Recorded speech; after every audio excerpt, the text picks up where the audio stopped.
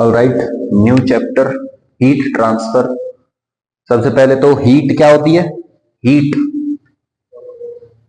गर्मी है ना, सिर्फ गर्मी नहीं बोलेंगे इसको, ठीक है। फिजिक्स में हीट का मतलब अलग होता है और इंग्लिश में हीट का मतलब अलग होता है। तो फिजिक्स में हीट का मतलब होता है वो एनर्जी, वो थर्मल एनर्जी जो ट्रांसफर की जा रही है, वो थर्मल एनर्जी जो ट्रांसफर की जा रही है, ठीक है। और उसका ट्रांसफर जैसे जैसे होता है, किस किस तरीके से होता है, वो हम इस चैप्टर में पढ़ेंगे, ठीक है। आधा चैप्टर आज पढ़ेंगे, आधा चैप्टर कल पढ़ेंगे, ठीक है भाई, बड़ा सिंपल बात है। ओके, सबसे पहले तो हीट के बारे में पता चल गया। अब देखते हैं हीट ट्रांसफर कैसे कैसे होती है, ठीक है। हीट और टेम्परेचर जो है इसके बारे में हम अलग से पढ़ लेंगे, ठीक है। हीट क्या होती है, टेम्परेचर क्या होता है, वो बात की चीज, ठीक है। कंडक्शन, तो सबसे पहला जो मेथड है हीट ट्रांसफर का, मोड्स ऑफ हीट ट्रांसफर, सबसे पहला मेथड है कंडक्शन। कंडक्शन समझते हो आप लोग, है ना। कोई चीज का कंडक्शन हो रहा है, मतलब कोई चीज एक जगह से दूसरी जगह पहुंच रही है ना। तो यहां पे क्या होता है, conduction mode of heat transfer में आपके मॉलिक्यूल्स वाइब्रेट करते हैं और आगे वाले मॉलिक्यूल्स को अपनी एनर्जी दे देते हैं। जो मैं बात कर रहा हूं हीट ट्रांसफर कह लो या थर्मल एनर्जी की, जो मैं बात कर रहा हूं थर्मल एनर्जी जो है, it is associated with temperature, yes और नो। और temperature is associated with kinetic energies of particles of the medium.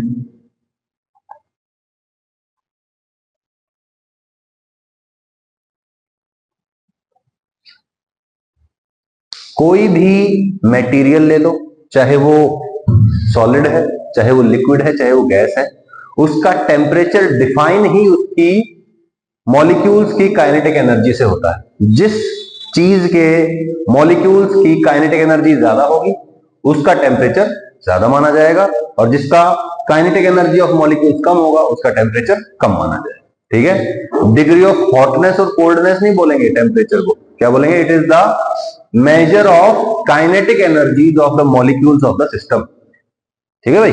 Okay, अब सॉलिड बॉडीज की बात करते हैं, सॉलिड, ठीक है। मान लीजिए कि मैं अभी गुस्से में आके एक जने को थप्पड़ मार दूं और वो पागल हो जाए, वो अपने आसपास की चीजों को तोड़ने लग जाए, ऐसे हाथ चलाने लग जाए, वो किसी को मारेगा, साइड वाले को, किसी को पीछे वाले को, है ना। अब मान लो इसने पीछे वाले को मार दिया, अब वो पीछे वाला भी गुस्से में आ जाएगा, वो भी ऐसे आवताव में आके हाथ पैर चलाने लग जाएगा, फिर उसके साइड वाला हो जाएगा ऐसे ही, फिर उसके पीछे वाला, उसके पीछे वाला, पूरी क्लास में हाई एनर्जी स्टेट आ जाएगी, है ना। तो बेसिकली ये एनर्जी ट्रांसफर हो गया, है ना। मैंने एक पहले पर्सन को काइनेटिक एनर्जी दे दी, है ना, और उसने वन बाय वन एक एक करके सबको एनर्जी दे दी। सो यही बेसिकली आपका कंडक्शन होता है, ठीक है। सॉलिड्स में ये होता है, और ये सॉलिड्स में conduction through vibrational kinetic energy के थ्रू होता है। सिर्फ और सिर्फ मॉलिक्यूल्स अपनी जगह पे ही वाइब्रेट करते हैं, मूव नहीं कर सकते, क्योंकि सॉलिड बॉडी है ना। सॉलिड बॉडी में तो मूव नहीं कर सकता, अपनी जगह पे फिक्स होते हैं सॉलिड्स, है ना। हर एक मॉलिक्यूल फिक्स होता है, तो वो अपनी जगह पे वाइब्रेट करेगा और अपने आसपास वालों को एनर्जी देगा, वो उसके आसपास वालों को एनर्जी देंगे, वो उसके आसपास वालों को एनर्जी देंगे। तो दैट इज कंडक्शन। क्लियर हुआ, ठीक है। This is the mode of heat transfer which occurs due to difference in temperature, temperature के डिफरेंस की वजह से होता है। In this mode the molecules transfer energy one by one, ठीक है। ये मेन इंपॉर्टेंट बात है कि one by one energy transfer करते हैं इस मोड में। The conduction is highest in solids, conduction, ये जो कंडक्शन है, ये this mode of heat transfer, this is the highest in solids and for gases it is negligible, ठीक है भाई। Okay, conduction is also the slowest mode of heat transfer. सबसे धीरे धीरे जो हीट ट्रांसफर होती है वो कौन से मोड में होती है भाई, कंडक्शन। कोई दिक्कत है इसमें, यहां तक कोई डाउट है, बोलिए। अच्छा, अब ये दो बॉडीज रिज्यूम करिए आप, ये दो बॉडीज हैं। ये दो बॉडीज क्या है, देखो, एक बॉडी है, इसका टेम्परेचर है T1, ये बॉडी है, इसका टेम्परेचर है T2। They are maintained at temperature T1 and T2, इनको मेंटेन किया जा रहा है, ठीक है। तो बोलो T1 टेम्परेचर की बॉडी ये T1 पे ही रखी जा रही है। मान लो कि ये 100 डिग्री सेल्सियस है, तो ऑब्वियस सी बात है ये कुछ हीट लूज भी कर रही होगी, इसलिए हमने इसके नीचे क्या रखा हुआ है, फॉर एग्जांपल कोई बर्नर रखा हुआ है जो इसको लगातार हीट किया जा रहा है। ठीक है, अच्छा यहां पे फॉर एग्जांपल T2 बॉडी है जिसका टेम्परेचर 0 डिग्री सेल्सियस है ना, इसको मेंटेन किया जा रहा है 0 डिग्री सेल्सियस पे। This is a solid body at 100 degree Celsius, this is a solid body at 0 degree Celsius. बताइए क्या यहां से यहां पे हीट का ट्रांसफर होगा? यस, हीट का ट्रांसफर होगा, कॉमन सेंस भी है हमारी। अच्छा ये सॉलिड है, ये भी सॉलिड है, ये बीच में जो रॉड कनेक्टेड है, लोहे की रॉड से कनेक्ट करती है इन दोनों को, बताओ क्या ये भी सॉलिड है? अब बताओ कौन सा मोड ऑफ हीट ट्रांसफर होगा? कंडक्शन होगा या कुछ और होगा? कंडक्शन ही होगा। Reason for that is solid है तो सॉलिड में mode of heat transfer conduction ही होता है मेन। ठीक है, 100 डिग्री सेल्सियस मतलब इस बॉडी के मॉलिक्यूल्स की काइनेटिक एनर्जी ज्यादा है, बहुत जोर से वाइब्रेट कर रहे हैं वो अपनी जगह पे, बहुत वायलेंटली वाइब्रेट कर रहे हैं। ये रॉड है, ये मीडियम है, और यहाँ पे 0 डिग्री सेल्सियस टेम्परेचर इस बॉडी का है, मतलब इसके जो मॉलिक्यूल्स है वो बहुत थोड़ा थोड़ा वाइब्रेट कर रहे हैं। ठीक है, कर रहे हैं इसके भी, मतलब उतना इसके नहीं कर रहे हैं, इसके भी कर रहे हैं लेकिन बहुत कम। ठीक है, अच्छा तो बोलो यहां से यहां तक हीट ट्रांसफर हो जाएगी, कैसे होगी? यहाँ के मॉलिक्यूल्स इन मॉलिक्यूल से टकराएंगे, ये इनसे टकराएंगे, ये इनसे टकराएंगे वाइब्रेशन में, और एनर्जी ट्रांसफर यहां होती है। सही है भाई, कोई दिक्कत है इसमें? बिल्कुल सिंपल है। चलो, और गैसेज और लिक्विड्स में ना के बराबर होता है। ठीक है, यहाँ पे गैसेज एंड लिक्विड्स में कंडक्शन इज नेग्लिजिबल। ठीक है, लिख लेना यहाँ पे, in gases and liquids conduction is negligible, लिख लेंगे आप लोग। ठीक है, अब बात करते हैं कन्वेक्शन की। कन्वेक्शन ये भी एक मोड ऑफ हीट ट्रांसफर होता है। कन्वेक्शन में क्या होता है?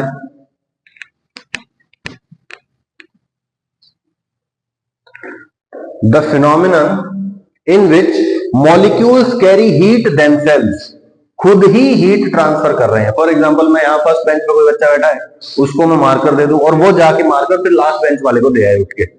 So this type of energy transfer is basically what? Convection. ठीक है ना, जैसे बॉइलिंग होती है, बॉइलिंग देखिए आप लोगों ने, बॉइलिंग में क्या होता है? जो पतीला होता है जिसके अंदर पानी है, उस पतीले को हम हीट कर रहे हैं, उस पतीले का नीचे से टेम्परेचर बढ़ाने की कोशिश की जा रही है। उस पतीले के अंदर जो पानी है, जो भी वाटर मॉलिक्यूल उस पतीले से टकराएगा, पतीले के बेस से टकराएगा, उसका टेम्परेचर हाई हो जाएगा, वो फिर खुद से वहां से टकराने के बाद, क्योंकि रैंडम मोशन चलता रहता है, वो यहां से टकरा के पूरे बल्क में जाके एनर्जी ट्रांसफर करेगा, है ना। Each molecule is trying to transfer energy, one है ना, 1 by 1 किसमें? कंडक्शन में, और सिंगल मॉलिक्यूल ट्रांसफरिंग एनर्जी किसमें? कन्वेक्शन में। सही है भाई, कोई दिक्कत है इसमें? अच्छा, अब दो तरह के कन्वेक्शन होते हैं, एक तो होता है नेचुरल और एक होता है फोर्स। ठीक है, नेचुरल में क्या होता है? मॉलिक्यूल अपने रैंडम मोशन की वजह से क्या कर रहा है? हीट का ट्रांसफर कर रहा है। फोर्स में हम जबरदस्ती करवा रहे हैं। इसका कुछ इस तरह से एग्जांपल आप समझ सकते हैं कि ये कमरा है फॉर एग्जांपल, यहां एक खिड़की है, यहां पे एक खिड़की है, हवा का बाहर फ्लो हो रहा है, बाहर हवा चल रही है, तो यहां इस कमरे में भी हवा इधर से एंटर करेगी, उधर से एग्जिट कर जाएगी। यस और नो? ये तो हो गया बेसिकली नेचुरल। ठीक है, हीट मतलब भाई गर्म हवा बाहर से आएगी, इधर से चली जाएगी। यस और नो? हीट ट्रांसफर हो गया और मॉलिक्यूल्स ने खुद ही आगे किया, ये तो हो गया नेचुरल। एक होता है फोर्स। फोर्स में क्या होता है? हम जबरदस्ती हवा फ्लो करवाएंगे, हवा बाहर नहीं चल रही है, मैंने जबरदस्ती 2 एग्जॉस्ट फैन लगा दिए फॉर एग्जांपल, यहां पे क्या होगा? वो यहां से जबरदस्ती हवा खींच के बाहर निकालेंगे। So that is forced convection. ठीक है, क्या कहेंगे उसको? Forced convection, and it is done due to mechanical work. ठीक है, नेचुरल जो कन्वेक्शन होता है ये किस वजह से होता है? Due to difference in density और प्रेशर। ठीक है, जैसे प्रेशर के डिफरेंस की वजह से ही हवा चल रही थी, और वो नेचुरल कन्वेक्शन हो रहा है। जैसे आपने सी ब्रीज और लैंड ब्रीज पढ़ा होगा ज्योग्राफी में, तो that is the example of natural convection. ठीक है भाई, पढ़ा था ना ज्योग्राफी में, थोड़ा बहुत पढ़ा हुआ। ठीक है, रेडिएशन, फिर तीसरा मोड ऑफ हीट ट्रांसफर है रेडिएशन। रेडिएशन में क्या होता है? Heat is transferred in the form of electromagnetic wave. किसकी फॉर्म में ट्रांसफर होती है? इलेक्ट्रोमैग्नेटिक वेव की फॉर्म में हीट ट्रांसफर होती है। It is the fastest mode of heat transfer. Electromagnetic wave समझते हो? जैसे लाइट होती है ना, रेडिएशन जो हम बोलते हैं, तो सूरज से जो यहाँ पे रोशनी आ रही है, लाइट जो है दैट इज इलेक्ट्रोमैग्नेटिक वेव, और हीट जो इलेक्ट्रोमैग्नेटिक वेव के थ्रू ट्रांसफर की जाए दैट इज रेडिएशन। ठीक है, it is the fastest mode of heat transfer. इसकी स्पीड कितनी होती है? Speed of light. ठीक है ना, okay. There is no requirement of medium for this, medium है ये, for this mode of heat transfer. यहां पे किसी भी तरह का मीडियम का रिक्वायरमेंट नहीं है, इवन वैक्यूम से भी ये ट्रेवल कर सकती है। एग्जांपल हो गया लाइट फ्रॉम द सन। ठीक है भाई। अच्छा, all bodies at all temperatures emit electromagnetic radiation. Her body her temperature पे इलेक्ट्रोमैग्नेटिक रेडिएशन एमिट करती है। आप इस तरह से समझिए इसको, जैसे 100 डिग्री सेल्सियस या मैं कहूं 700-800 डिग्री सेल्सियस पे एक आयरन की बॉल है, ठीक है, 800 डिग्री सेल्सियस तक गर्म कर रखा है उसको, है ना। स्टार्टिंग में वो रेड हो जाती है ना, फिर उसका कलर कुछ चेंज होने लग जाता है, फिर बहुत हाई टेम्परेचर पे वो व्हाइट भी नजर आने लगती है ना। ऐसा क्यों होता है? Because it is emitting electromagnetic radiation. और वो जो रेडिएशन एमिट करती है स्टार्टिंग में, उसमें स्टार्टिंग में जो मतलब 700-800 डिग्री सेल्सियस पे जो टेम्परेचर होता है उसका, वो रेड दिखाई देती है। क्यों दिखाई देती है? क्योंकि उस टाइम पे वो मैक्सिमम वेवलेंथ रेड कलर की रेंज में निकाल रही है, और फिर उसको और ज्यादा हीट करेंगे तो हर तरह की वेवलेंथ उसमें से निकल रही होगी, है ना। और हर तरह की वेवलेंथ उससे निकल रही है तो व्हाइट नजर आएगी, है ना, because white is the combination of all the colours. सही बात है, ठीक है। तो रेडिएशन समझ में आया। अब आप कहोगे कि सर 0 डिग्री सेल्सियस पे जो बॉडी है वो तो रेडिएशन एमिट नहीं करेगी। भैया ऑल टेम्परेचर्स पे रेडिएशन एमिट करती है हर एक body, even at 0 degree Celsius. 0 kelvin तक हम पहुंच नहीं पाते हैं, तो 0 केल्विन पे नहीं करेगी, लेकिन 0 केल्विन से ऊपर कुछ भी टेम्परेचर है, it will emit electromagnetic radiation most definitely. ठीक है, आप ऐसे सोचो, आप ये सोचो सर 0 डिग्री सेल्सियस तो बहुत ठंडा होता है, उसमें क्या रेडिएशन निकलेगी? अरे भाई आप इमेजिन करिए एक ऐसी सिविलाइजेशन है जो -100 डिग्री सेल्सियस पर रहती है। -100 डिग्री सेल्सियस पे कोई ऐसा प्लेनेट है जहां पे -100 डिग्री सेल्सियस टेम्परेचर है, वहां पे भी एक सिविलाइजेशन है, वहां पे भी एनिमल्स है, लाइफ एग्जिस्ट करती है। यहां से 0 डिग्री सेल्सियस का आइस आप वहां ले जाओ, वो तो उन लोगों के लिए बहुत ज्यादा गर्म होगा नहीं, यही बात है। ठीक है ओके, तो ये बात क्लियर हो गई है मेरे ख्याल से, रेडिएशन में कोई डाउट नहीं है। जैसे हम कहते हैं ना कि भाई नजर लग गई, इस तरह की जो बातें होती है ना, वो आप कंसेप्ट इससे भी एक्सप्लेन कर सकते हो अगर आप चाहो तो। क्या कि मान लीजिए कहते हैं कि भाई नजर लग गई, नजर लग गई मतलब क्या होता है? बेसिकली किसी को देख के बहुत ही बैड फीलिंग आई हो। फॉर एग्जाम्पल कहते हैं कि भाई टोक लग गई या नजर लग गई हो, क्या होता है कि somebody, जैसे छोटे बच्चे को टोक लग जाती है, क्यों लग जाती है? उसको देख के कोई ये सोचता है अरे बड़ा प्यारा बच्चा है ना, इतना प्यारा बच्चा इनके घर में कहां से आ गया, इस तरह की सोच रखते हैं कुछ लोग। ठीक है, तो वो अपने बॉडी से, अपनी थिंकिंग से वो एक बहुत ही बैड रेडिएशन एमिट कर रहा है, जो कि आपका बच्चा या जो बॉडी जिसके लिए वो सोच रहा है वो एब्जॉर्ब भी करेगा। जैसे मैं कुछ टाइम पे लगातार एनर्जी एब्जॉर्ब कर रहा हूं और कुछ एनर्जी दे भी रहा हूं, तो दोनों बातें चल रही है साथ साथ, एब्जॉर्ब भी कर रहा हूं, एमिट भी कर रहा हूं। अगर मैं पॉजिटिव चीजें सोचूंगा तो मेरा एक ऑरा क्रिएट हो जाएगा, है ना, पॉजिटिव ऑरा होगा। और अगर मैं बहुत नेगेटिव चीजें सोचूंगा तो मेरे आसपास रहने वालों की सोच भी नेगेटिव होने लग जाएगी। ठीक है, इसका एक्सपेरिमेंट भी किया गया था। जैसे एक ऑफिस में क्या किया गया, एक पौधा लगाया गया, ठीक है, ठीक है, ऐसा ही पौधा बनाना आता है, ठीक। और एक और इधर पौधा लगाया गया, ठीक है। अब जब ऑफिस में लोग आते तो इसको तो गालियां देते कि कितनी बदसूरत शक्ल है तेरी, तू तो बहुत ही बकवास है, तू तो बहुत वाहियात है। और इसको कहते अरे तू तो बड़ा अच्छा लग रहा है आज, इतना सुंदर तो हमने पौधा ही नहीं देखा कभी। ठीक है, विद इन 2 मंथ ये पौधा मर जाता है और ये बहुत ज्यादा हेल्दी हो जाता है, एक्सेप्शनल ग्रोथ होती है। जैसे हम कहते हैं ना कि खेती में अपने खेत में चले जाओ, मालिक दिन में एक बार जाओ, अपने खेत को देख के आ जाओ, खुश हो जाओ, वहां जाके आपकी खेती बहुत अच्छी होगी, है ना। और वहां जाके बिल्कुल टेंशन में रहो, खेती नहीं होती मेरी, तो ये नहीं होता, तो वो खेती अच्छी नहीं होगी, मोस्ट डेफिनेटली अच्छी नहीं होगी। ठीक है, ऐसा कहते हैं, सुना होगा कभी ना कभी। तो वो इसीलिए होता है क्योंकि आपकी बॉडी जो है कंटिन्यूअसली इलेक्ट्रोमैग्नेटिक रेडिएशन एमिट कर रही है, and you should be positive at all times. आप अच्छे माहौल में रहेंगे तो आप अच्छे बनेंगे, खराब माहौल में रहेंगे तो खराब माहौल में रहेंगे, बिकॉज ऑफ इलेक्ट्रोमैग्नेटिक रेडिएशन। आप ऐसा अज्यूम कर सकते हो, ठीक है, एक पॉजिटिव और अपने अराउंड क्रिएट करो and stay positive, always keep smiling, have a good life. पक्का अच्छी लाइफ होगी। ठीक है, गंदा से मुंह बना के रहोगे तो गंदी लाइफ होगी, ये पक्की बात है। ठीक है, तो यहां तक कोई डाउट है तो ये बताओ, टॉपिक के हिसाब से डाउट है तो बताओ। क्लियर है? ठीक है, अब इंपॉर्टेंट डेफिनेशंस है, कुछ इंपॉर्टेंट टर्म्स है। सबसे पहला है थर्मल इक्विलिब्रियम। इक्विलिब्रियम का मतलब आप लोग जानते हो, जब स्टेट चेंज नहीं हो रही हो, स्टेट कांस्टेंट हो गई हो, उसको बोलते हैं इक्विलिब्रियम की स्टेट। क्या बोलते हैं उसको? इक्विलिब्रियम की स्टेट। ठीक है, if temperature of each point is same then system is said to be in thermal equilibrium. ठीक है भाई, समय के साथ किसी पॉइंट का टेम्परेचर चेंज नहीं हो रहा है तो हम क्या बोलेंगे? That is in thermal equilibrium. ठीक है भाई, ओके। स्टेडी स्टेट, अब बात करते हैं स्टेडी स्टेट की। What is steady state? If the temperature of different points on the body do not change with time.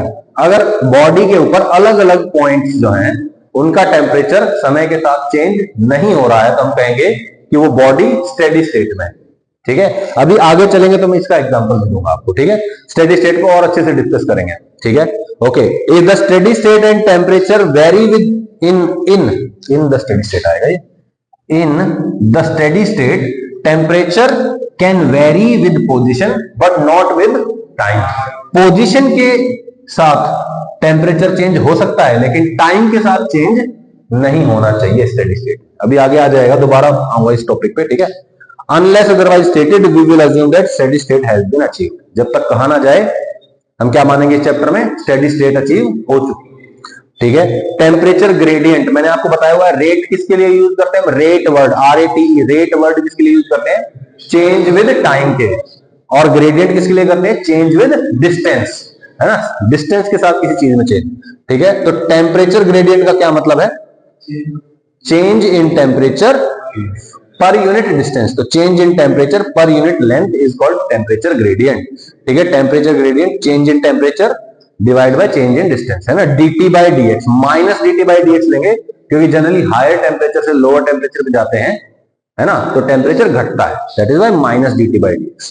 Okay, मान लो यहां पे टेम्परेचर है T, यहां पे dt, सॉरी T, यहां पे T प्लस dt और डिस्टेंस है dx, तो बोलो what is the temperature gradient? Minus dt by dx। कोई दिक्कत है? ओके, अब हम समझते हैं स्टेडी स्टेट को फिर से।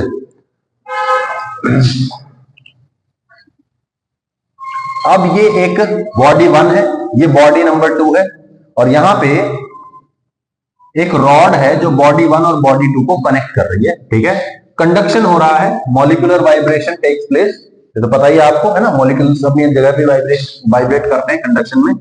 तो हमने क्या किया, ये बॉडी 1, ये बॉडी 2, ये रॉड, इसको पूरे सिस्टम को मैंने क्या किया? इंसुलेट किया हुआ है, चारों तरफ से इंसुलेशन लगाया हुआ है। This body is being maintained eight T1 temperature. ठीक है, मेंटेन किया जा रहा है, मेंटेन्ड एट टेम्परेचर T1 और यहां पे T2 पे इसको मेंटेन किया जा रहा है। ठीक है भाई, यहां से लगातार, क्योंकि यहां से यहां हीट फ्लो हो रही है तो यहां से इसका टेम्परेचर बढ़ना चाहिए ऑब्वियसली, लेकिन नहीं बढ़ रहा है। क्यों? क्योंकि यहां से लगातार हीट निकल भी रही है। ठीक है, इसको मेंटेन किया जा रहा है T1 पे, इसको मेंटेन किया जा रहा है T2 पे। अब जैसे ही T1 बॉडी, क्योंकि अब ये अलग है, ये भी अलग है, और जैसे ही मैंने इन दोनों के बीच में ये रॉड रखी, ये T1 पे था, ये T2 पे था, 100 पे था, ये 0 पे था, क्या हुआ? इन दोनों के बीच में जैसे ही रॉड कनेक्ट की, रॉड का टेम्परेचर लेट्स से ये 100 डिग्री सेल्सियस है, ये 0 डिग्री सेल्सियस है और ये 20 डिग्री सेल्सियस है, ऐसा अज्यूम कर लेते। ठीक है, जैसे ही मैं कनेक्ट करूंगा, मुझे बताओ क्या कनेक्ट करते ही इसका टेम्परेचर चेंज हो जाएगा? नहीं। मुझे बताओ, ये बॉडी मेंटेन्ड है ना T1 या 100 डिग्री सेल्सियस पे, तो बोलो यहां पे टेम्परेचर कितना होगा? 100। यहां पे टेम्परेचर कितना होगा? ऑलमोस्ट 100, है ना, क्योंकि ये बॉडी इसके साथ यहां पे कनेक्टेड है ना, तो इसका टेम्परेचर ऑलमोस्ट 100 डिग्री सेल्सियस होगा। अच्छा, ये बॉडी का यहां का टेम्परेचर 0, यहां का टेम्परेचर ऑलमोस्ट 0। सही है। अब मैं बात कर रहा हूं इस रॉड के लिए, रॉड का एक एंड तो 100 डिग्री सेल्सियस पे है लगभग, और एक एंड 0 डिग्री सेल्सियस पे है।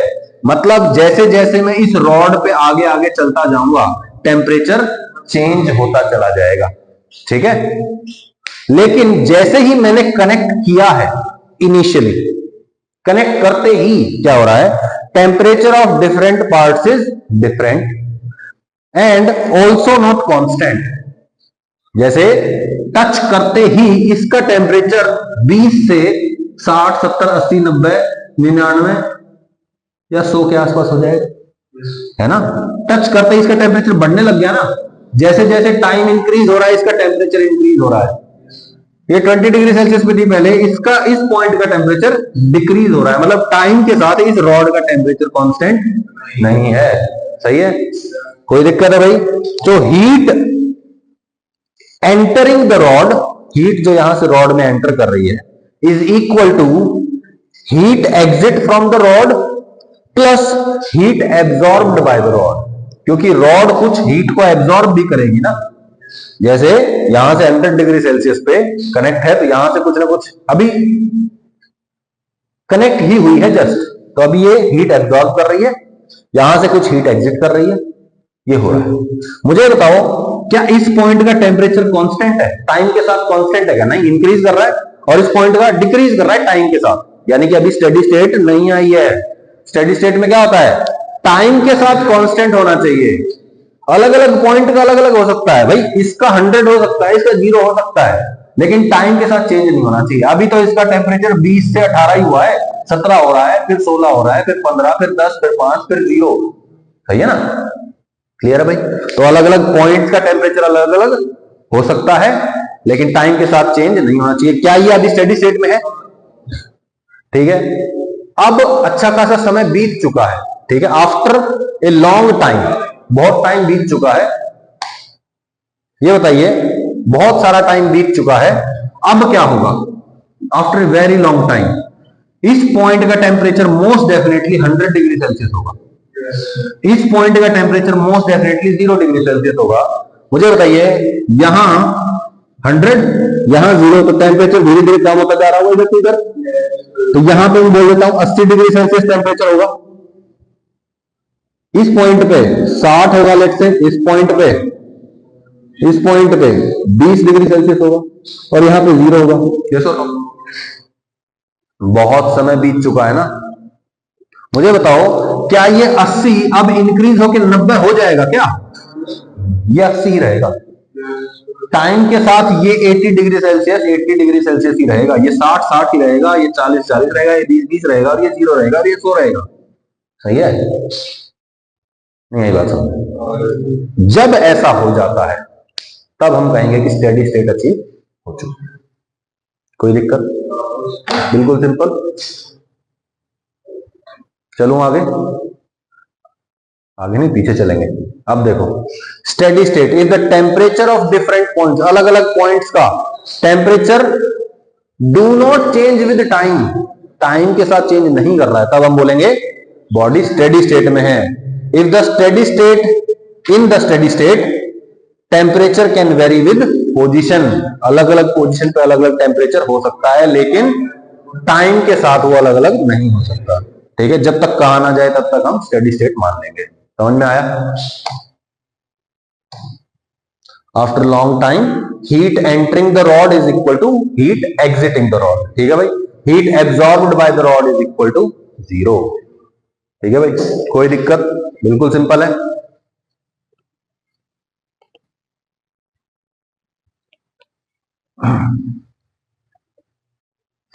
Okay,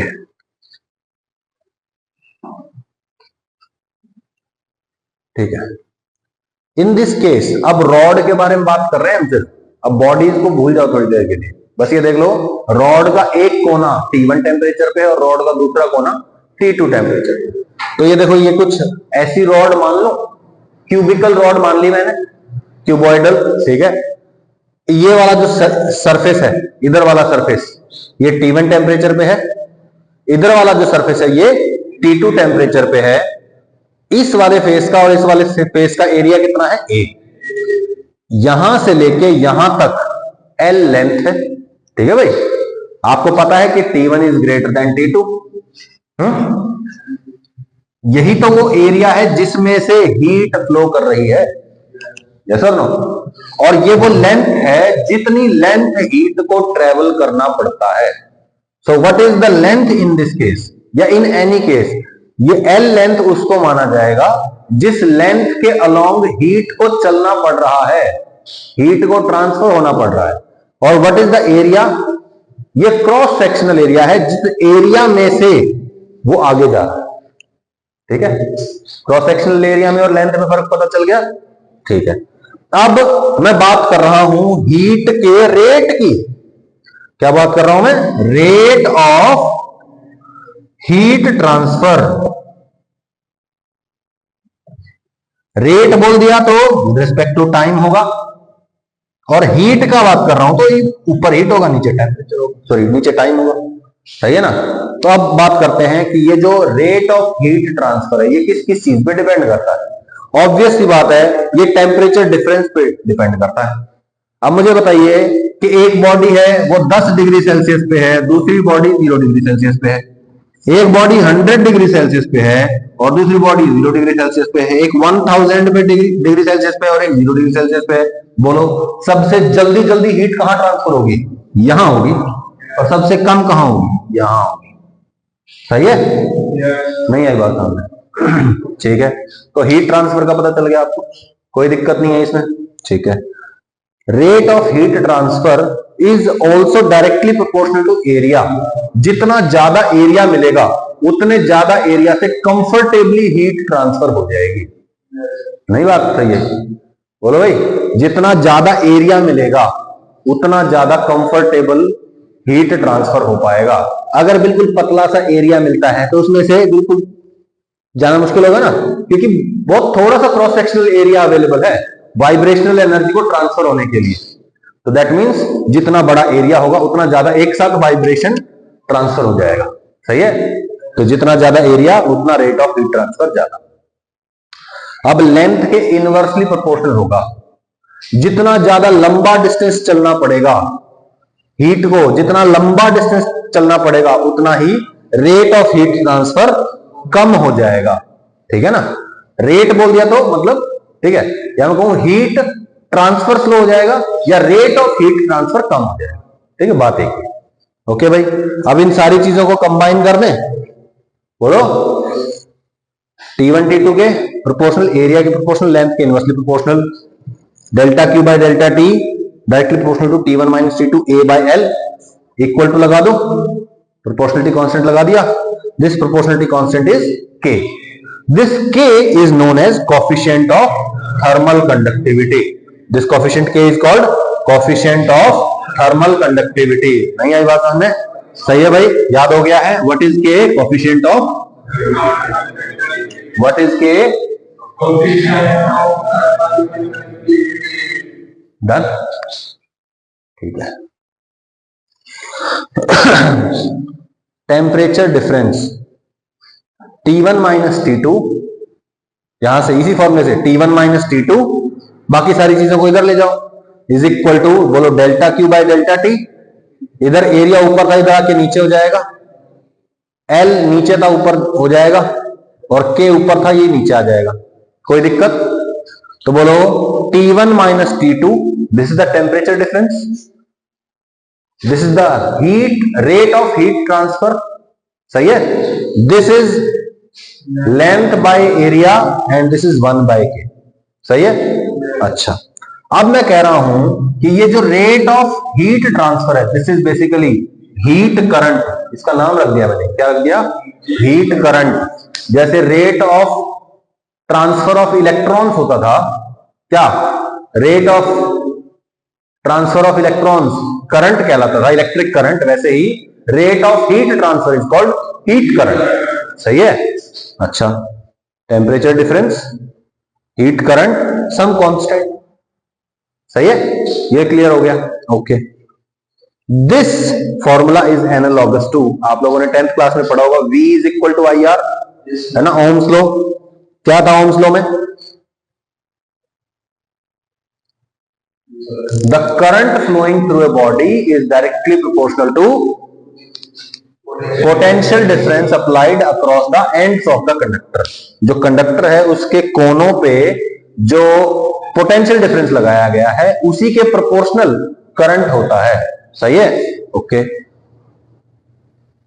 potential difference V1 minus V2 is equal to current I into R. V is equal to IR है ना। Potential difference is equal to current into resistance.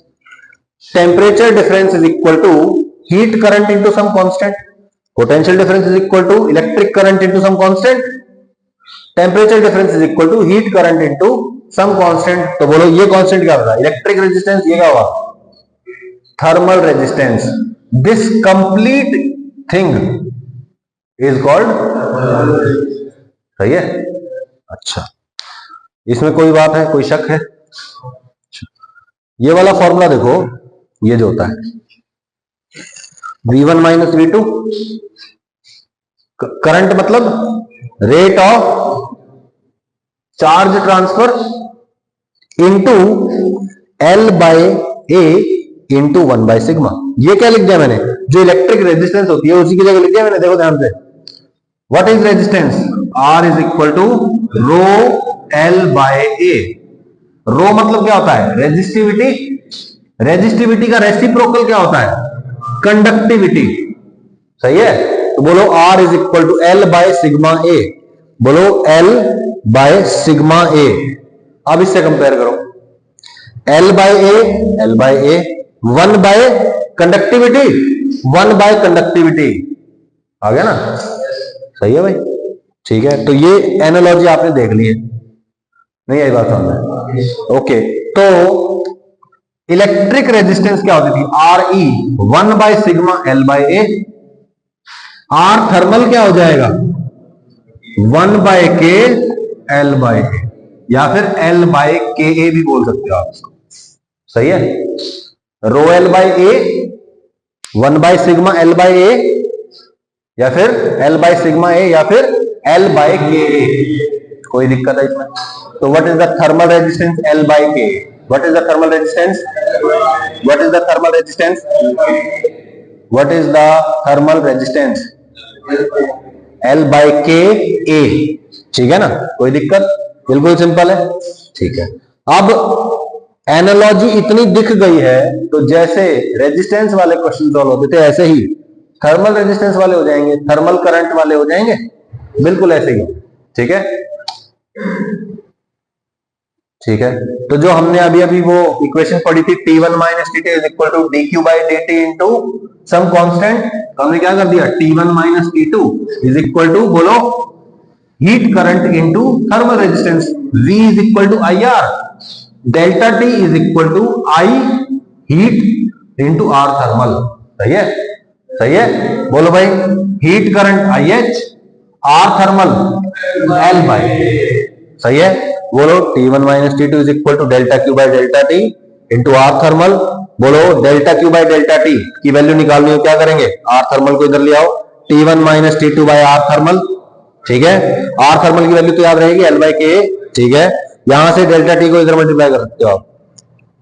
सही है, इक्वेशन नंबर 3 आगे चल के देखेंगे। देखो, delta Q by delta T था, डेल्टा T को इधर मल्टीप्लाई कर दिया। सही है, तो बोलो क्या आएगा? T1 minus T2 by R thermal into delta T।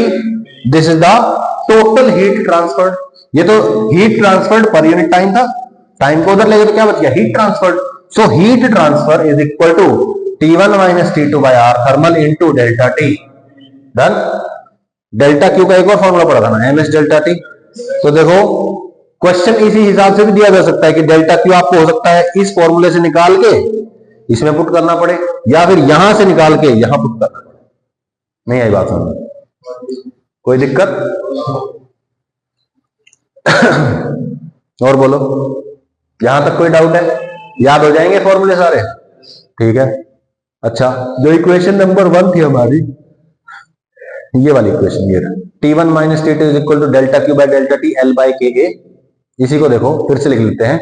कौन से फॉर्म में? डिफरेंशियल फॉर्म में। वहां पे delta something by delta something था ना, वहां पे अब क्या कर देंगे? डी वाली टर्म्स में लिख देंगे। तो बोलो, हमने क्या माना कि यहाँ पे आपका एक बॉडी है T1 पे, यहां पे है T2, T1 T2, T1 minus T2 हो गया टेम्परेचर डिफरेंस। बोलो यहां पे ऑब्वियस बात है T2 कम है, यहां पे T1 ज्यादा है, तो मैंने क्या माना, एक dx लेंथ का पोर्शन मान लिया बीच में कहीं, ठीक है। इधर वाली साइड टेम्परेचर T है, इधर कितना हो जाएगा T प्लस dt, ठीक है। तो बोलो what is the temperature change in dx distance, नहीं प्लस dt, उधर से इधर जा रहे हैं तो, ठीक है ओके। और अगर लेफ्ट से राइट जा रहे हैं तो फिर माइनस dt लिखेंगे, बात तो वही है, ठीक है। तो बोलो लेंथ हो गया कितना dx, एरिया हो गया a, dq by dt, delta Q by delta T is equal to क्या आ गया T1 माइनस T2, और T1 से T2 की तरफ जा रहे हैं तो माइनस dt आ जाएगा, है ना। और Ka बाई L था, L की जगह क्या आ जाएगी dx आ जाएगा, है ना। कोई दिक्कत है भाई। तो dq by dt is equal to minus Ka dt by dx, dq by dt is equal to minus Ka dt by dx, ये तो फॉर्मूला था ना अभी। बोलो अभी अभी लिखा था delta Q by delta T is equal to, बोलो delta T into K A by L,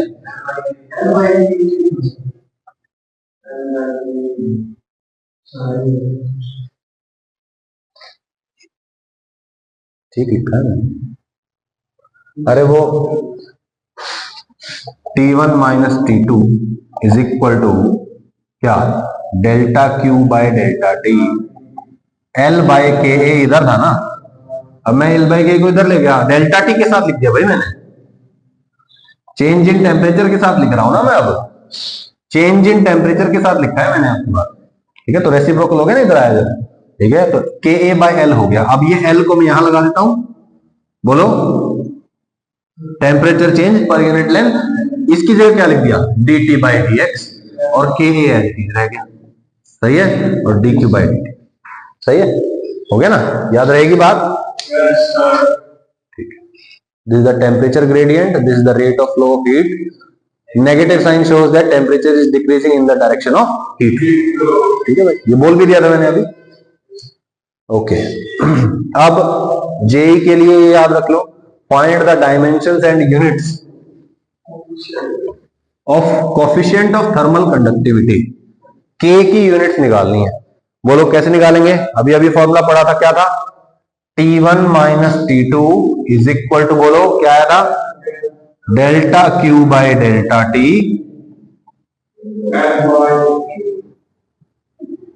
सही है। हमें क्या निकालना है, के यूनिट्स चाहिए हमको, के यूनिट्स एंड डायमेंशन। तो टेम्परेचर को इधर ले जाओ, टेम्परेचर को सिंपली कैपिटल टी लिख दिया, इधर आ गया के, डायमेंशंस सबके डायमेंशंस ले लो। ये क्या है, हीट, हीट मतलब एनर्जी, एनर्जी क्या होती है ml2 t minus 2 divide by time t, length l, area l square, और टेम्परेचर थीटा, सही है, कोई दिक्कत, बोलो भाई ml2 t minus 2 by T, ml2 t minus 2 by T, l by L square, और यहां पे थीटा नीचे, सही है। बोलो क्या बचेगा, एक एल स्क्वायर से एक एल स्क्वायर कट जाएगा, या हाँ ठीक है, ये एल बचेगा, क्या बचेगा M L T minus three, T minus three, T minus three आएगा भाई, और theta minus one, M L T minus three, ठीक है भाई, कोई दिक्कत। और यूनिट्स याद कर लो, वाट पर मीटर पर केल्विन, वाट पर मीटर पर केल्विन, वाट पर मीटर पर केल्विन, वाट पर मीटर पर डिग्री सेल्सियस भी दिया जा सकता है, क्योंकि ये बेसिकली टेम्परेचर चेंज की बात कर रहा है, तो temperature change in degree Celsius and temperature change in kelvin is the same thing, ठीक है भाई, कोई दिक्कत, ओके। अब ये क्वेश्चन देख लो, बड़ा सिंपल क्वेश्चन है, फॉर्मूला याद हो गया आप लोगों को, ठीक है। तो ये 100 डिग्री सेल्सियस पे है, और यहाँ पे 0 डिग्री सेल्सियस पे एक बॉडी है, यहाँ पे जो रॉड है, ये रॉड है लेंथ 1 मीटर, एरिया है 1 सेंटीमीटर स्क्वायर, और के ऑफ द रॉड, रॉड का जो के है दैट इज 5 वाट पर मीटर पर केल्विन। आपको क्या निकालना है, रेट ऑफ हीट फ्लो, मतलब delta Q by delta T निकालना है। बोलो delta Q by delta T का क्या फॉर्मूला होता था, K A into D T by D X, है ना। ये देख लो ये रहा फॉर्मूला, याद नहीं आया ठीक है। वो माइनस का साइन क्या शो करता है कि भाई in the direction of heat flow temperature decreases, temperature is decreasing in the direction of heat. ठीक है भाई, तो बोलो delta Q by delta T is equal to K into A into temperature difference divide by length, length कितनी 1 metre, तो 1 metre में लिखा नहीं, सही है ना, हो गया, सिंपल है बिल्कुल। तो this is delta Q by delta T, rate of heat flow मतलब delta Q by delta T. Find temperature at 0.75 meter from 100 degree Celsius and, ये जो 100 डिग्री सेल्सियस वाला एंड है ना, इससे 0.75 मीटर डिस्टेंस पे, यहां पे आपको क्या करना है, टेम्परेचर निकालना यहां का। तो इसका टेम्परेचर लेट से कैपिटल टी है, सही है। तो ऑब्वियस सी बात है, ये तो एक छोटा सा जंक्शन है, मैं कहूंगा कि यहां पे this part of the rod is connected with this part of the rod, yes और नो। तो बोलो this is connected with this, क्या ये जंक्शन कोई हीट एब्जॉर्ब कर रहा है? नहीं। वैसे भी जब तक कहा ना जाए स्टेडी स्टेट अचीव हो चुकी होती है, बोलो यहाँ पे स्टेडी स्टेट अचीव हो चुकी है, this temperature is not changing, ना यहाँ पे कोई हीट एब्जॉर्प्शन हो रहा है, ठीक है। तो बोलो जितनी हीट इधर से इधर आ रही है उतनी ही हीट यहां से यहां जाएगी, यस और नो। तो क्या करेंगे, यहां से आने वाला हीट इज इक्वल टू यहां से जाने वाला हीट, बोलो वो हीट कैसे निकालेंगे, delta Q by delta T left is equal to delta Q by delta T right, left से आने वाला इज इक्वल टू राइट की तरफ जाने वाला, ठीक है। बोलो delta Q by delta T क्या होता है, T1 minus T2 into K A by L. तो बोलो यहां का टेम्परेचर 100 माइनस टी, क्योंकि यहां से यहां आ रही है ना हीट, बोलो 100 माइनस टी इंटू के into A divide by L, कितना है यहां से यहां तक 0.75 इज इक्वल टू यहां से यहां जाने वाली heat T minus 0 into K A divide bye यहां से यहां का डिस्टेंस 0.25, सही है भाई। बोलो के ए से के ए कट जाएगा, 0.25 से 0.75 3 पे कटेगा, 100 minus T by 3 is equal to T minus 0, 3 को इधर मल्टीप्लाई करो तो 3t is equal to 100 minus T, T को इधर लेके जाओ 4t is equal to 100, T is equal to 25 degree Celsius, done. Plot T as a function of x.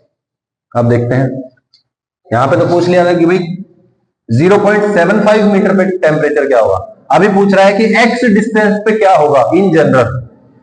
Question वही है, बिल्कुल सेम टू सेम, ठीक है, कुछ अलग नहीं हुआ है, आप कर चुके हैं इस क्वेश्चन को, बस आपको डाटा नहीं गिवन है आपकी बार, ना आपको k की वैल्यू गिवन है, ना t1 की, ना t2 की, और ना ही x की, ठीक है। तो हमने क्या किया है, यहां पे t1 टेम्परेचर है, यहां पे टेम्परेचर t2 है, area of this rod is a, cross sectional area, length is l।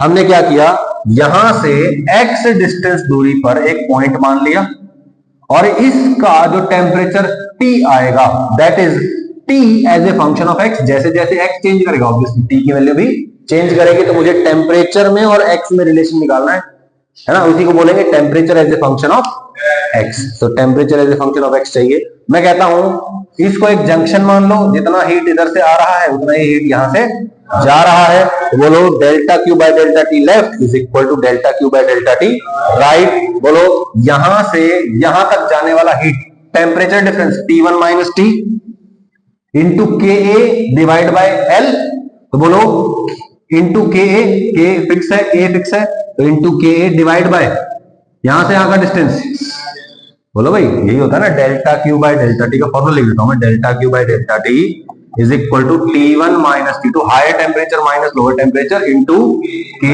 A by L. L क्या होता है, T1 से T2 का डिस्टेंस, यस सर। तो बोलो यही मैंने किया, यहां से यहां तक के लिए लिख दिया मैंने T1 minus T into K A divide bye x, आ गया, इज इक्वल टू यहां से यहां जाना है, बोलो T minus T2 into K A divide by L minus X. कोई दिक्कत है भाई, T minus T2 K A by L minus X, done.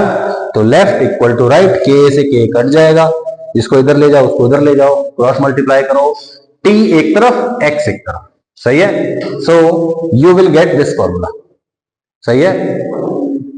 T is equal to something x by L, यहां पे माइनस और ये T1, सही है। तो हम इसको किससे कंपेयर करेंगे, बोलो। मुझे बनाना है क्या, टेम्परेचर वर्सेस एक्स का ग्राफ। तो बोलो y is equal to M X plus C से सब वाकिफ है। What is y is equal to M X plus C? This is the slope of a line, है ना। यहां पे this is the y axis पे जो भी बनाया जा रहा है, this is the x axis पे जो भी बनाया जा रहा है, this is the y intercept and this is the slope, है ना। पॉजिटिव स्लोप होगी तो ऐसा ग्राफ होगा, नेगेटिव होगी तो ऐसा बनेगा। यस और नो? बोलो t1 minus t2 is positive, उसके आगे माइनस लगा हुआ है मतलब नेगेटिव हो गया। सही है। तो बोलो कंपेयर करते हैं इसको, y is equal to this is m, this is x, this is plus c। So what is the y intercept, positive और नेगेटिव? सही है। And the y intercept is t1। सही है। What is the slope, minus of t1 minus t2 by l। So this is the slope minus of t1 minus t2 by l, ये x ये y। कोई दिक्कत? बिल्कुल simple है। okay. और बोलो, done. Analogy between thermal and electric current, analogy देख लो।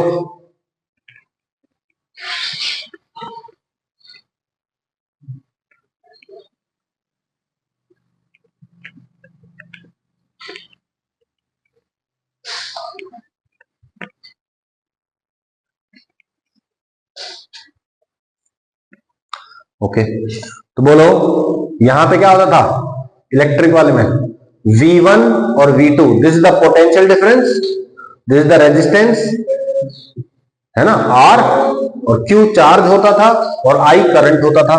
तो बोलो current is equal to V by R, V is equal to IR, I is equal to V by R। तो V बाय R, सही है।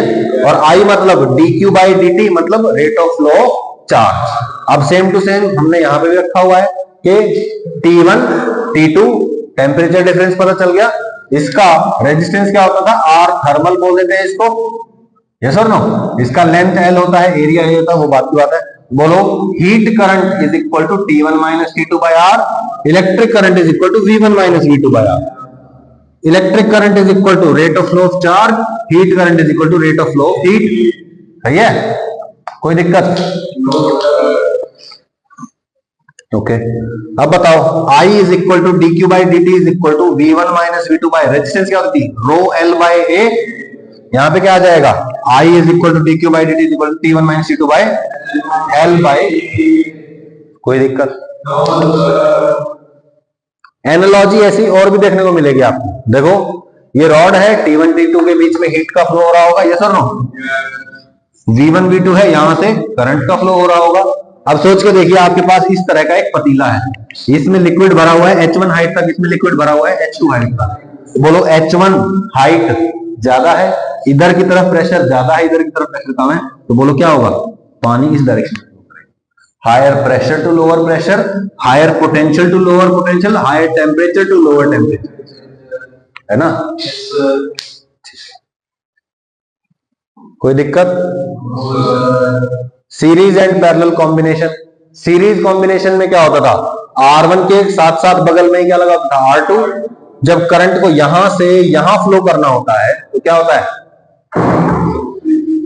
बोलो भाई, करंट को इधर दोनों रेजिस्टेंसेस के थ्रू जाना पड़ता है, तो इक्विवेलेंट रेजिस्टेंस ज्यादा झेलनी पड़ती है। तो what is the equivalent resistance, R1 plus R2। बोलिए सिमिलरली पैरेलल में होते थे तो I के पास दो रास्ते हैं, या तो R1 से चला जाए या R2 से चला जाए, है ना। क्या होता था भाई उसमें, तो नेट जो रेजिस्टेंस थी वो R1 से भी कम होती थी और R2 से भी कम होती थी, है ना। R इक्विवेलेंट, और R इक्विवेलेंट में और R1 R2 में क्या रिलेशन था, 1 by R equivalent is equal to 1 by R1 plus 1 by R2 plus 1 by R। ऐसे चलता रहता था, पैरेलल कॉम्बिनेशन याद है आपको। Similarly for thermal resistance, thermal resistance में क्या होगा, बोलो। इलेक्ट्रिक वाले में क्या दे रखा था, रो L और A दे रखा होता था, यहां पे K L और A दे रखा है आपको। दो rod back to back connect कर दी, सीरीज है या पैरेलल है, सीरीज है। तो बोलो R equivalent is equal to R1 plus R2, सही है। और बोलो थर्मल रेजिस्टेंस क्या होती थी, तो बोलो इसकी रेजिस्टेंस क्या हो जाएगी, इसकी क्या हो जाएगी, हो गया, ये क्या हो गया आपका आर इक्विवेलेंट। सही। अब इक्विवेलेंट रेजिस्टेंस आई है, इक्विवेलेंट रॉड के बारे में पूछ लिया तो क्या करो? इक्विवेलेंट रॉड मतलब देखो भाई, इन दोनों की जगह मैं एक सिंगल रॉड रखना चाहता हूं, उसकी लेंथ कितनी होगी L1 प्लस L2, सही है, उसका K कितना होना चाहिए ये पूछ सकता है आपसे। ठीक है, तो आपसे क्या पूछ सकता है भाई, उसका जो इक्विवेलेंट रॉड है उसका K यानी कि कोएफिशिएंट ऑफ थर्मल कंडक्टिविटी पूछ सकता है आपसे। ठीक है, ये दोबारा पेज आ गया, दो बार आइए कोई नहीं। If the rods have same area of cross section,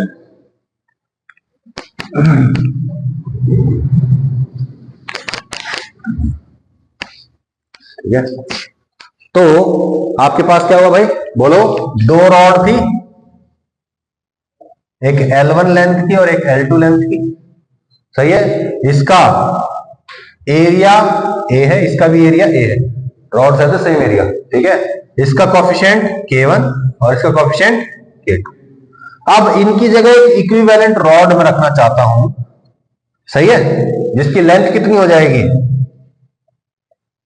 L1 plus L2 हो जाएगी, जिसका एरिया ऑफ क्रॉस सेक्शन तो सेम ही रहेगा, और जिसका coefficient of thermal conductivity. So what is K equivalent, ये हमको निकालना है।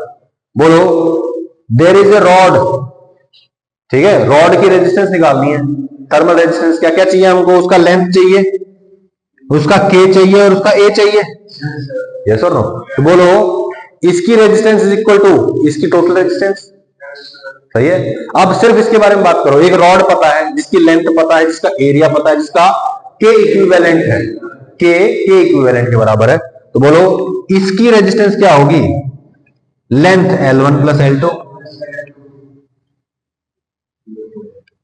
सही है।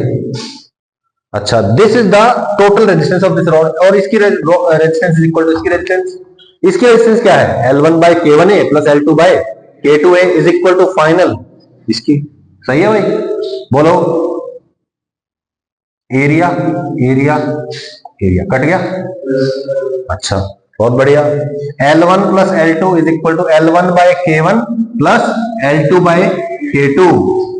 K इक्विवेलेंट को तो इधर ले जाओ और इस पूरी टर्म को उठा के यहां ले, सही है, क्या बना भाई, K equivalent is equal to, बोलो, K equivalent is equal to, ऊपर क्या आया था L1 plus L2, L1 plus L2 plus L3 plus L4 जो भी है, divide by L1 by K1 plus L2 by K2, L1 by K1 plus L2 by K2 plus L3 by, हो गया। तो इन जनरल के लिए भी हो गया आपका, ठीक है भाई, कर लोगे, सिंपल है। Find R equivalent and K equivalent of the following combination, ठीक है, देखो ये ऐसे होमवर्क ले जाओ, चाहे बड़ा ही सिंपल है, ये कुछ भी नहीं है इसमें, पीडीएफ आ गई ना ग्रुप पे इसकी, ठीक है। Find R equivalent and K equivalent of the following combination, area है A, L 2K L by 2 K by 2, दो रॉड है, एरिया दोनों का A है, पहले का लेंथ L और इसका 2K हो जाएगा, इसका L बाय 2 और K बाय 2। तो बोलो, पहले तो R इक्विवेलेंट निकालना है, मतलब L1 by K1 plus, sorry L1 by K1A1 plus L2 by K2A2, है ना, तो R1 plus R2, L1 L, K1 2K area A plus L2 by K2A2, L2 L by 2 K by 2 area आ गया। इसको solve करके अपने आप निकाल लो, सही है। K इक्विवेलेंट क्या आएगा, L1 plus L2 L plus L by 2 हो गया, divide by L1 by K1 L by 2K plus L2 by K2, तो L by 2 divide by K by 2, done. इसको सॉल्व करके आप अपने आप कर लेंगे, ठीक है भाई। तो K इक्विवेलेंट जो है वो K ही आ जाता है इस केस में, ठीक है। सिमिलरली आप इसके लिए भी कर सकते हो, कर सकते हो, ये इस तरह का क्वेश्चन हम कर भी चुके हैं, है ना। Find temperature at the junction, left वाला इक्वल टू राइट वाला, लेफ्ट से जो आ रही है, बोलो 100 minus T into K1 A1 bye L1 तो बोलो K1 एरिया सबका गिवन है, एरिया ए है, तो A divide by length L1 is equal to, इसके लिए बोलो T minus 0 K2A bye L2। Done, काट कूट के अपना कर लेना सही है। जंक्शन लॉ की बात कर लेते हैं। What is junction law? Junction law ये कहता है कि भैया अगर इस तरह से कुछ कनेक्शन हो रहा है तो ये जो नॉड है ना, क्योंकि स्टेडी स्टेट अचीव हो चुकी है, ये हीट तो एब्जॉर्ब करेगा नहीं, तो जितनी हीट आ रही है इसके पास उतनी ही हीट बाहर चली जाएगी। सही है, बोलो V is equal to I R, I is equal to V by R, और इस केस में क्या हो जाएगा, I is equal to T1 minus T2 by R thermal. नहीं यार, यही तो होता है भाई। अरे V मतलब क्या, V1 माइनस V2 तो होता है, हो गया। तो जो करंट है वो क्या होता है, T1 minus T2 by R thermal. तब मैं कहता हूं, बोलो इस ब्रांच में करंट क्या आएगा, T1 minus T divide by R1। इस ब्रांच में करंट क्या आएगा, T2 माइनस T बाय, और इस ब्रांच में इधर की तरफ से आने वाला current T3 minus T divide by R3। सही है, तो बोलो इधर इधर और इधर, इन तीनों का सम क्या हो जाएगा, 0। सही है, ये ऐसे भी बोल सकते हो आप, इधर से आने वाला करंट इज इक्वल टू इधर जाने वाला करंट, इधर आने वाला कितना है, T1 minus T by R1 plus T2 minus T by R2 is equal to T minus T3 by R3। कोई दिक्कत? डन, सही है भाई। I1 plus I2 is equal to I3 लिख दो, चाहे I1 plus I2 plus I3 equal to 0 कर दो, हो गया भाई। KCL भी यही होता है, किरचॉफ्स करंट लॉ, सुना होगा कभी, नहीं सुना 10th क्लास में, कोई बात नहीं। अब ये आपको करना है, ये क्वेश्चन देख लो, देखो कुछ भी नहीं है क्वेश्चन में, उर्दू क्वेश्चन है एकदम बकवास, ठीक है। देखो T1 T2 T1 T2 ये 100 पे, ये 0 पे, यहां पे K1 A1 की एक रॉड लगा दी, यहां पे K2 A2 की एक रॉड लगा दी। Find net heat current, heat current net मतलब total heat delta Q by delta T जो टोटल फ्लो हो रही है, एंड I1 I2 मतलब इससे होने वाला और इससे होने वाला करंट। सही है, कैसे निकालोगे, पैरेलल में है ये, अरे उतना ही झंझट लेने की जरूरत नहीं है। बोलो यहां से यहां हीट ट्रांसफर होगी, क्यों होगी, बिकॉज ऑफ टेम्परेचर डिफरेंस। तो ये वाला I1 निकाल लिया, इसकी वजह से I2 वो निकाल लिया, I1 प्लस I2 का ऐड कर दो, आ गया टोटल हीट करंट आ गया, I1 I2 आ गया, खत्म। सही है। दूसरा तरीका क्या है, इन दोनों की जगह एक सिंगल रॉड लगा दो जिसका R थर्मल, R इक्विवेलेंट यानी कि 1 by R equivalent is equal to 1 by R1 plus 1 by R2 आ जाएगा, फिर हीट निकालो। सही है, एक सिंगल रॉड रह जाएगी इक्विवेलेंट मानते ही, और T1 minus T2 is equal to, बोलो T1 minus T2 is equal to I heat into R thermal, V is equal to IR, T1 minus T2 is equal to IR। अरे VIR is equal to TIR है ना, V is equal to IR, इसकी जगह आप लिख देंगे T is equal to VIR TIR. Done, VIR TIR, खत्म।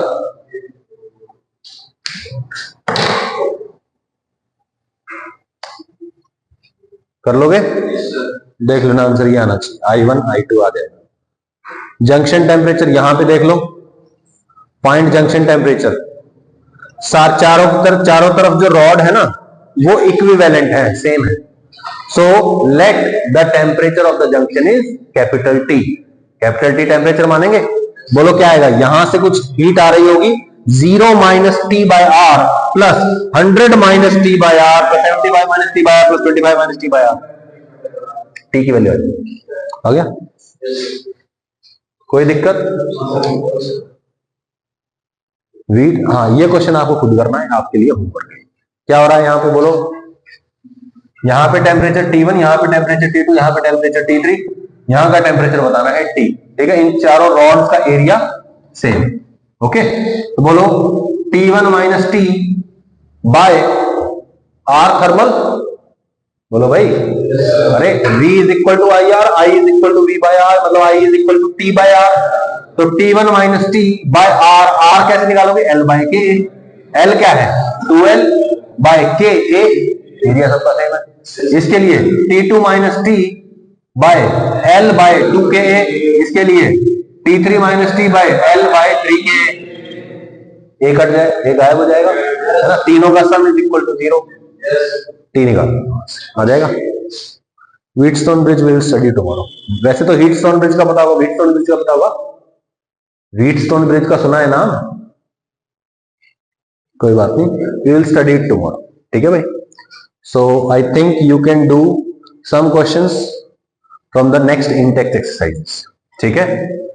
Tomorrow we will finish this, और जैसे ही ये थर्मल हीट और ये हीट ट्रांसफर और इसके बाद वो प्रोपोज्ड थ्योरी ऑफ एक्सचेंज वगैरह आ जाएगा, और थ्योरेटिकल पोर्शन है ज्यादातर, वो होते ही आपका ये चैप्टर खत्म हो जाएगा। तो tomorrow you will get this complete chapter as homework, ठीक है। Thermal properties of matter will be finished, okay. So thank you for your time, I will see you tomorrow then.